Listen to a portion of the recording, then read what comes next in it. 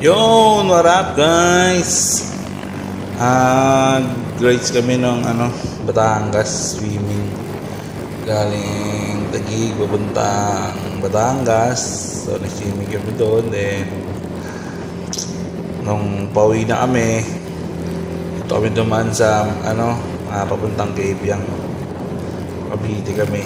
So, para medyo bilis-bilis yung biyahe namin pauwi.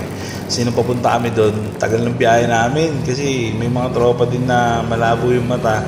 Hindi nila kaya sa sobrang dilim, kaya hindi kami pwedeng dumaan dito papuntang Batangas.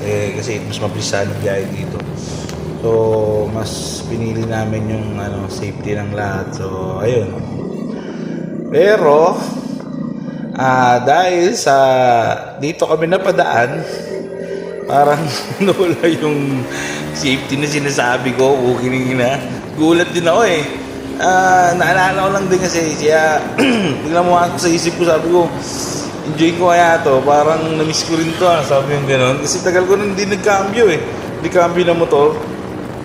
Niram ko lang to kay Boss Kenneth. Ayun si Patrick kasi dito. Bakbak na ako niyan. Gulat ako dito sa ginawa ko sa switching na yun. Yung chicane na yun, okay din chicane na yun, packet eh. Atawa na lang din ako nung pinanood ko sa video, tawa ko kaya ko pala yun, sabi yung gano'n yun. Baka ko niyan, yun. Enjoy lang ako, sarap din.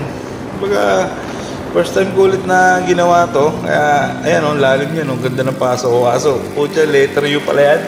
Di pala kaya, pre, hindi na kaya magmatulin ng gano'n. Ayun.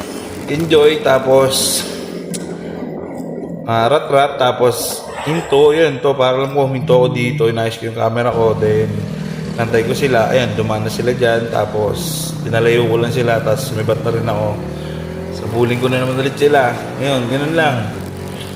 Baga naisip ko lang din na mag-enjoy lang kasi na-miss ko lang din, tapos ewan ko, basta yung araw na to parang nagkamutay ako niyan.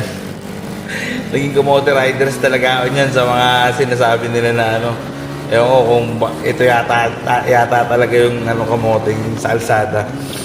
So, pasensya na kayo kasi nagawa ko yung hindi magandang gawain sa alsada, pero yun, pasensya na. At saka na-enjoy ko lang din kasi first time ko ulit makapag-rides ng ganito. Naka-decambio ako. First time lang to ulit. Tagal. Bumakbak ako ng bakbak niyan, tapos sinatay ko na sila, tapos bakbak ulit, gano'n.